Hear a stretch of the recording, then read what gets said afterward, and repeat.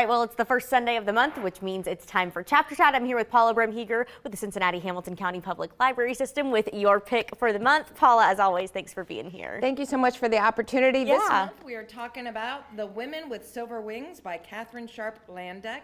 It is an enthralling story of women who participated in the Women's Air Force Service Pilots Initiative during World War II, which isn't well known, really, even though they contributed a great deal to the war effort. Absolutely. We were just chatting. Of course, this is a nonfiction book, but this really is a narrative. It tells the story of these women and how this program came to be, right? It does, and it does a lot of individual attention to women who had specific experiences, their experiences in family life, and how people felt about what they're doing. And overall, the two women who led the initiative, Jackie Cochran and Nancy Love, and it tells about sort of the drama behind the scenes because everybody had their own ideas about how things should go forward.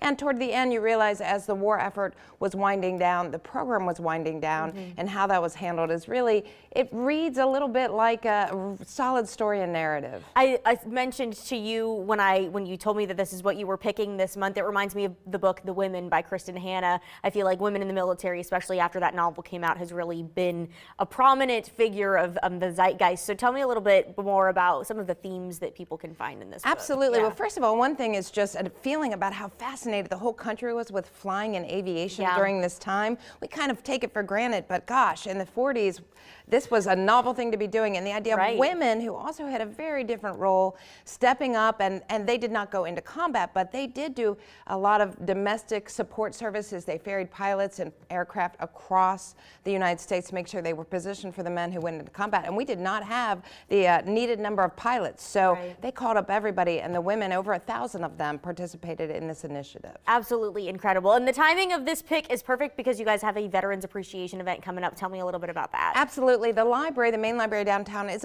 a library dedicated to our veterans from Hamilton County. So we have a special relationship with them. We do a veterans program every year. This is the 67th annual one. It will be on Veterans Day at 10:30 a.m. down at the main library. And if I can give a shout out, my dad is a vet himself, served in the Navy, so happy Vets Day, Dad. Absolutely. Okay, if people want to check out this book from the library, let's just give a reminder about how you can go about getting your library card. Easy peasy. Go onto the website, take a look. You can come into any of our locations.